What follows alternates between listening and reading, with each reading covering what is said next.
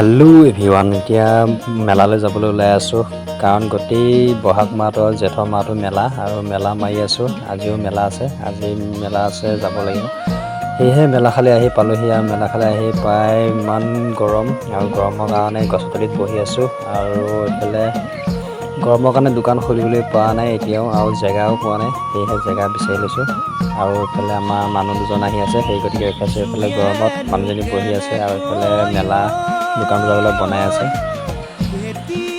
ইমানেই গৰম দিছে মানে আজি গছৰ তলত থাকিও ৰক্ষা পোৱা নাই, ইমান গৰমত থাকিব পৰা নাই। আপোনালোকৰ সেইফালে কিমান গৰম আৰু গৰম কেনেকুৱা জনাবলৈ নাপাহৰিব, প্লিজ জনাব। আৰু আমাৰ চেনেলটো যদিহে নতুনকৈ আহিছে প্লিজ ছাবস্ক্ৰাইব কৰি দিব।